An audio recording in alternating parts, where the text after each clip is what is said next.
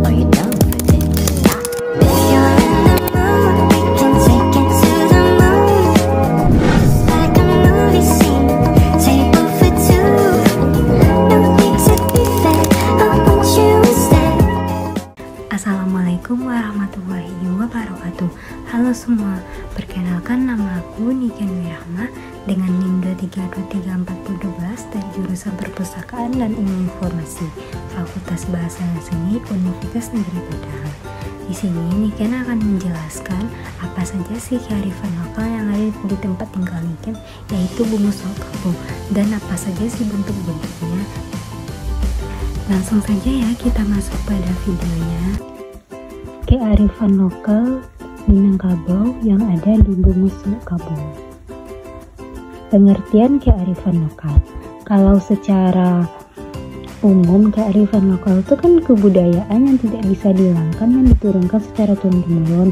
Kalau di slide ini, kearifan lokal adalah tata nilai atau perilaku hidup masyarakat lokal secara arif dalam berinteraksi dengan lingkungannya.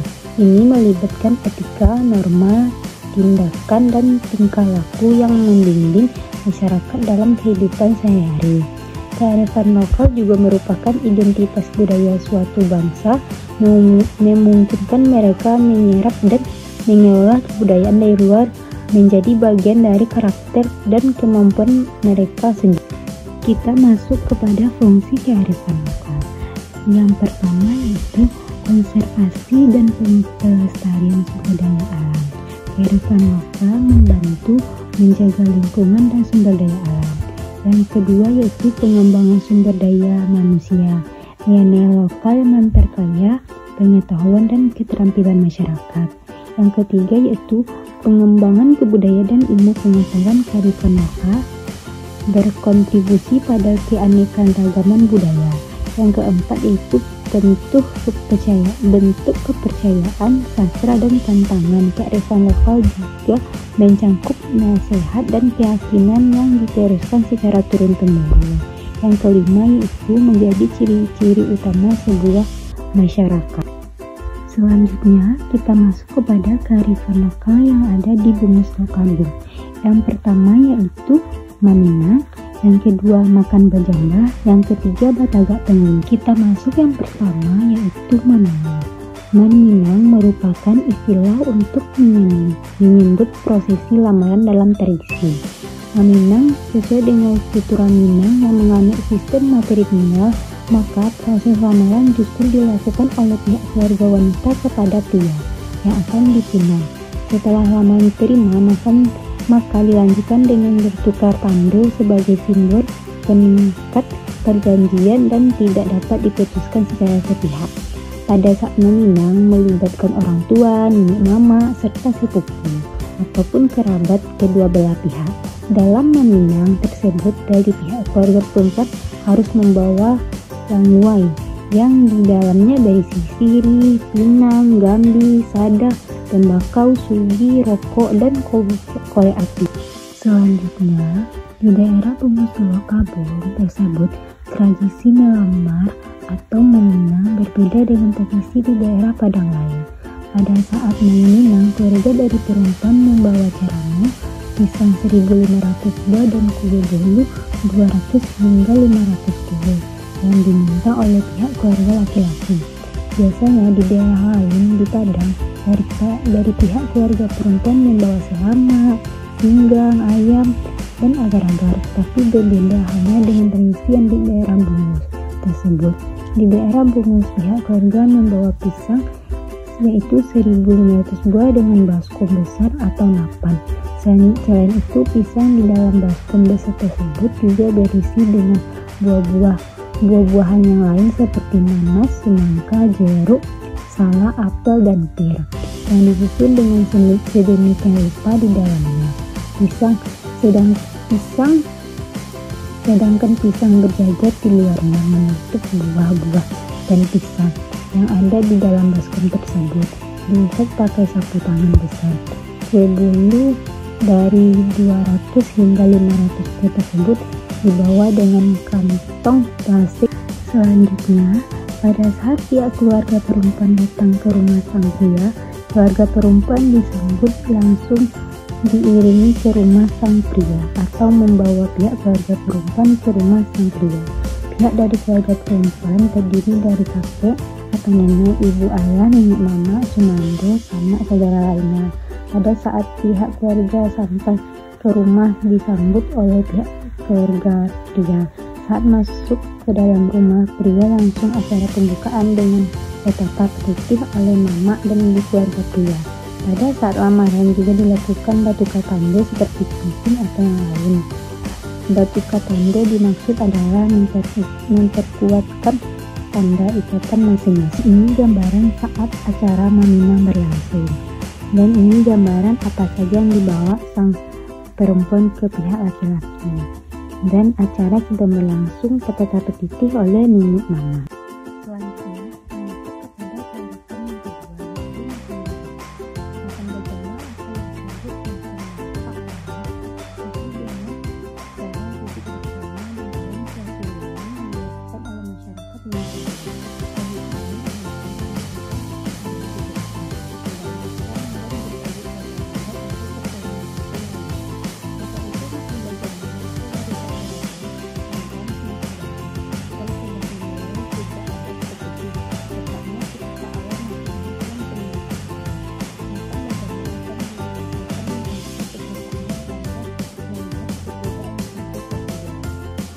Lanjut, jamba berarti tulang. Dari sini lauk bau yang tersusun rapi. Jamba ditutup dengan tudung saji yang dianyam dari daun enam. Lalu di atasnya dilampiri dengan dalam kain bersulam emas. Makan bajamba dilangsungkan dalam suatu ruangan atau tempat yang telah ditentukan, dan umumnya diikuti oleh lebih dari puluhan hingga ribuan orang. Kemudian di bagian dalam beberapa kelompok. Suatu kelompok biasanya terdiri dari 3-7 orang yang duduk melingkar, dan di setiap kelompok telah tersedia satu bilang yang di dalamnya terdapat sejumlah piring yang ditumpuk berisi nasi yang berbagai macam lauk pauk. Lanjut, meski semua sama-sama duduk di tengah dan mengikat lantai, tetapi ada sedikit perbedaan di antara peserta laki-laki dan perempuan. Peserta laki-laki diharapkan duduk baselo atau baslah, sedangkan para perempuan duduk dengan cara basimpuh atau bersimpuh. Makan bajamba biasanya dibuka dengan berbagai kesenian, dilanjutkan dengan pembacaan ayat-ayat suci Al-Quran hingga acara berbalas pantun.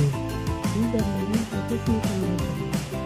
Ini gambaran yang sedang melakukan proses berbalas pantun. Kepada kearifan lokal yang ketiga yaitu Batagak Penghulu. Batagak Penghulu merupakan upacara adat Minangkabau dalam rangka meresmikan seseorang menjadi penghulu atau pemimpin kian.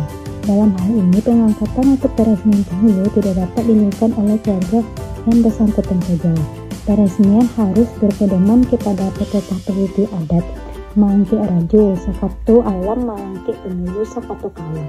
Tata tertib meresmikan penghulu dimulai di rapat, mufakat kaum, kemudian dibawa ke halaman yang artinya dibawa ke dalam masalah, ke dalam kampung, yang lalu diangkat ke tingkat suku atau marga.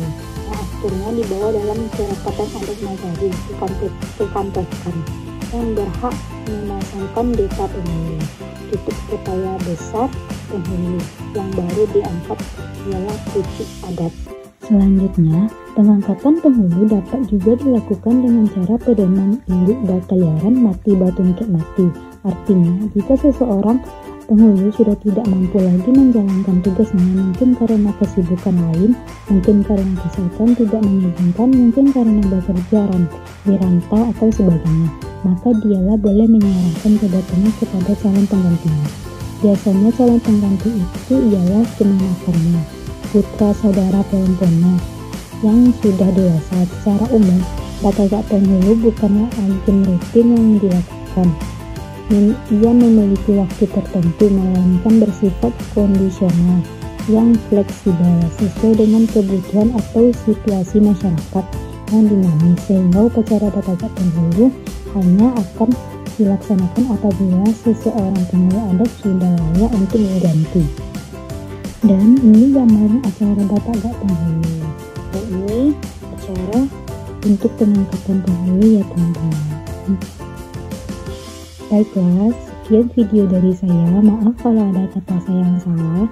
Saya akhiri dengan Assalamualaikum warahmatullahi wabarakatuh. Terima kasih.